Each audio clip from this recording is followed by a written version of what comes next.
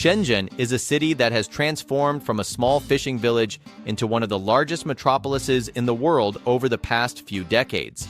If in 1980 only 50,000 people lived there, today there are almost 18 million. And if in 1980 the city's GDP was $85 million, now the city's GDP is almost $500 billion. That is, in 40 years, the city's GDP has grown more than 5,000 times and even surpassed Hong Kong and Singapore. Do you know what is behind such rapid growth of the city? This is due to the fact that in 1980, Deng Xiaoping decided to create the first free economic zone in China in this city. In general, the city itself was chosen to create a free economic zone not by chance. After all, Hong Kong, which at that time belonged to Great Britain, was located very close by. And in the early 80s, Hong Kong was already a fairly developed city. At the same time, Hong Kong's economy was undergoing significant transformations. Because if until the end of the 70s the city's economy developed due to industrial production, then there was a fairly developed industry and the production of clothing and the production of plastic toys and even electronics. And all these enterprises belonged mainly to the British and Americans, who then exported these products to developed countries. However, starting from the 80s, foreign companies that provided financial services began to be interested in this city. Commercial and investment banks, insurance companies, and these financial institutions considered this British jurisdiction as a future financial center in the Southeast Asian region, which was then developing rapidly. In turn, this influx of financial institutions led to a rapid increase in real estate prices in Hong Kong, as well as an increase in the price of labor and its flow from the manufacturing sector to the financial sector. Because now, the Chinese in Hong Kong no longer wanted to work in manufacturing, but instead went to work in the financial sector, where they were also better paid. Well, this trend forced investors in the manufacturing sector to look for a place to move their enterprises in the future. And this transformation of the Hong Kong economy created excellent opportunities for other cities that wanted to receive these investments.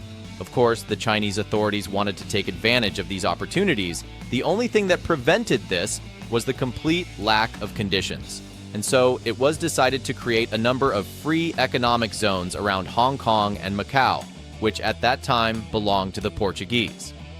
Within these zones, the state built industrial parks with office, warehouse, and production premises, brought in communications, gas, electricity, water, and built the appropriate infrastructure.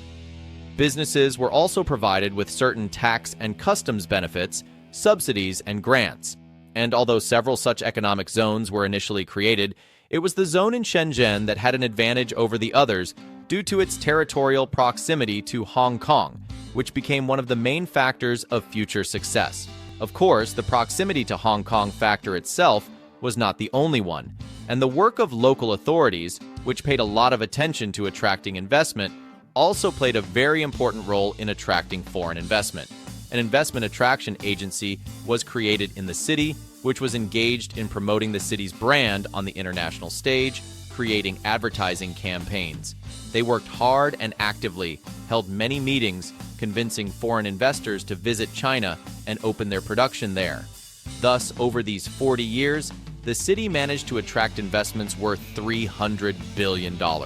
More than 90,000 foreign companies appeared in the city. And although this is only 2% of the total number of companies, they create 20% of the city's GDP and pay 30% of city taxes. Moreover, it is important to note that the government has focused on developing four main areas on which Shenzhen's economy will be based: advanced technology, modern logistics, financial services, and cultural industry. Shenzhen is also focusing on developing 7 key industries: information technology, high-tech equipment manufacturing, clean and low-carbon energy, biotechnology, digital economy, new materials. And it is in these industries that foreign investment has been attracted. To stimulate foreign investment in high-tech industries, the Shenzhen government offers additional benefits in the form of reduced income tax, exemption from import duties on technological equipment, and parts necessary for production. If profits are reinvested or production is expanded, the enterprise is exempted from paying corporate income tax, and enterprises that need short-term working capital for production can receive priority financing with the approval of the Bank of China. This policy has yielded results. If in 1980 the share of industry in the city's economy was only 11%, now this share is 50%.